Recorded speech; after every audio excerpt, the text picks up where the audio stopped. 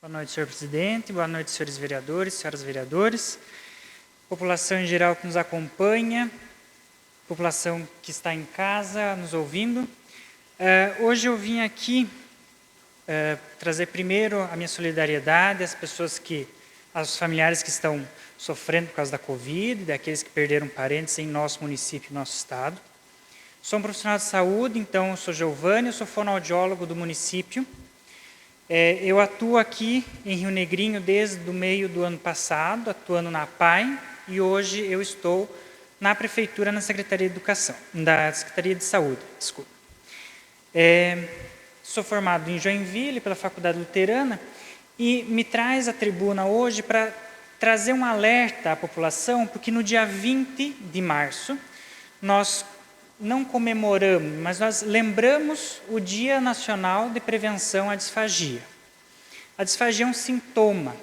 E aí, durante essa fala, eu vou fazer esse alerta para vocês porque é importante nós trazermos à população informações de um risco real que existe para os nossos idosos. Não só para aqueles que estão acamados, para aqueles que sofreram algum dano neurológico por AVC, por algum traumatismo, mas também aqueles que estão em envelhecimento natural. A disfagia é um sintoma. Quem trata a disfagia são médicos, fonoaudiólogos e fonoaudiólogos.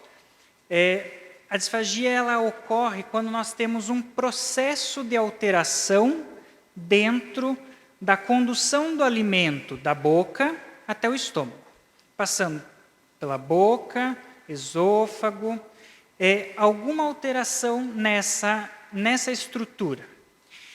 Ela pode acontecer desde um recém-nascido, então nós temos recém-nascidos e riscos de prematoriedade para disfagia ocorrem, crianças que têm fenda labiopalatina, podem ter disfagia, porque elas acabam tendo uma estrutura danificada. E isso serve de alerta para os pais, porque a disfagia não é um sintoma em si, ela vem acompanhada de uma doença de base, mas ela pode levar à morte. Então, nós, neste dia 20, vamos relembrar a comunidade, fazer o alerta. É meu papel como fonoaudiólogo fazer esse alerta dentro do município, porque o serviço de fonoaudiologia não existia. Eu estou abrindo o serviço de fonoaudiologia, sou o primeiro fonoaudiólogo contratado da Prefeitura em muitos anos. Existem profissionais que estão aqui na Secretaria há mais de 20 anos e nunca conviveram, nunca trabalharam numa equipe multidisciplinar com fonoaudiólogos, sendo que a nossa população de acamados, de pós-AVC, de prematuros é grande. Então, é importante trazer informações para a comunidade quanto aos riscos e também alertar a população que nós temos tratamento. Hoje nós temos tratamento dentro do município de Rio Negrinho. Não em todas as patologias, é claro, nós não fazemos cirurgia, por acaso, nos fissurados, esses vão para Joinville, mas nós temos condição de fazer as terapias e acompanhamentos aqui.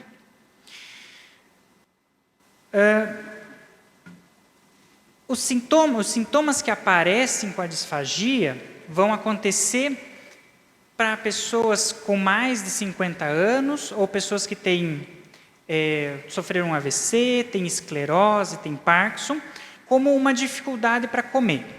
Elas podem sentir dor, elas podem ter alteração no transitoral, quer dizer, aquela alteração em você colocar o alimento e não saber o que fazer com aquele alimento. Nos casos de demência, não só o Alzheimer, mas também nas demências vasculares, que acontecem pós-AVC, ou em alguns outros casos, né? As pessoas que têm disfagia vão ter tosse, engasgos frequentes. Essas tosses nós estamos falando durante a refeição. Não necessariamente tosses de outro tipo, né? Por exemplo, infecções respiratórias. Tosses durante a refeição. Pessoas com idosos que vão começando a ter perda de peso, e isso nos deve ter um sinal de alerta.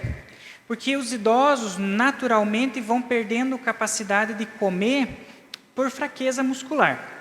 Envelhece o corpo, eles não têm força para levantar o braço, para se levantar, mas a estrutura do pescoço também envelhece. E ela também tem que ser tratada assim como uma pessoa que fica na cadeira de roda. Nós precisamos tratar ela. Pessoas que vão tendo muito tempo para se alimentar, pessoas que levam 1 hora para se alimentar. São sinais que devem ser relevados, a população deve acompanhar esses sinais para que a gente crie um alerta. O que eu faço? O que eu faço em primeiro momento é sempre procurar a equipe da UBS, da Unidade Básica de Saúde. Preciso relatar, a UBS é a capilaridade maior que o SUS tem é dentro da UBS. É quando ela consegue se enraizar no meio da comunidade, através dos agentes comunitários, e conhecer o perfil de cada um dos cidadãos de Rio Negrinho. Cada uma das pessoas que vivem aqui tem acesso ao SUS, nós devemos reconhecer a grandeza que é o SUS e nós devemos levar o conhecimento que essa população tem acesso a um bem precioso que é a saúde. E quando tem alterações, nós devemos também procurar ajuda.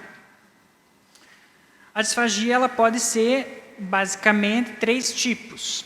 Neurológica, então quando nós temos casos demenciais, AVC, Parkinson, Alzheimer. Elas podem ser mecânicas, no caso de pessoas que têm câncer de cabeça e pescoço, ou que sofrem traumatismo na face, por exemplo, sofreram um acidente, pessoas jovens, e perdem a capacidade de comer por causa do impacto, pessoas que fazem retirada de alguma das estruturas da cabeça e pescoço, com câncer, e aí nós precisamos novamente lembrar, essas pessoas têm tratamento, têm onde procurar tratamento agora em Rio Negrinho. Essas pessoas não precisam passar por terapia em Florianópolis, não precisam passar por terapia em Joinville. É isso que nós precisamos que a comunidade reconheça o que é esse sintoma, a disfagia, e que ela tem onde buscar ajuda hoje.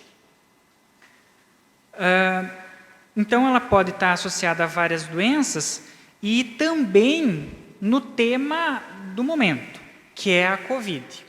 Pacientes que intubam, que vão ter esse processo de UTI, vão, em alguns casos, apresentar, a depender do tempo de intubação, vão apresentar disfagia. Porque o tubo passa por toda essa estrutura que nos serve para alimentar.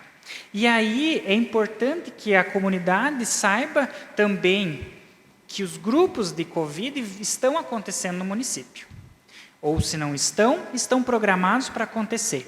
Mas que a comunidade tem a condição de ter acesso ao tratamento. Quem faz o tratamento, então, vai através do encaminhamento médico, do gerontologista, do neuro, eles vão passar para uma avaliação fonoaudiológica. Quem faz a avaliação de disfagia, quem trata a disfagia é o fonoaudiólogo.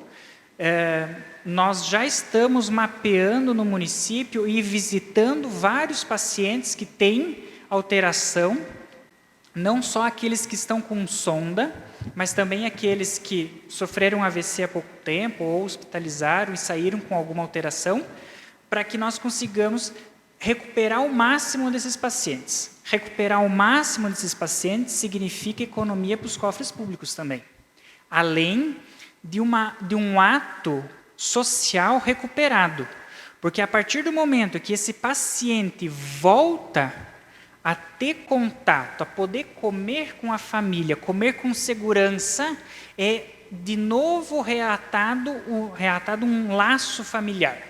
As famílias, nós temos um hábito social que é sentar à mesa e comer. E nós precisamos fazer isso com segurança. Já me encaminhando para o fim, Eu só gostaria de esclarecer, então, deixar esta recomendação à comunidade, que busquem as UBS, busquem tratamento, busquem a orientação dos seus médicos de família, busquem as enfermeiras das UBSs. É muito grave quando nós temos pacientes com AVC e que não recebem tratamento. Então, nós estamos aqui para acompanhar eles. Cerca de 40% dos pacientes que têm AVC vão ter disfagia, vão ter alteração na forma de comer. Desde uma alteração simples de conseguir levar o alimento até a boca, até uma alteração que leva à aspiração desse alimento. Ou seja, é alimento indo para o pulmão.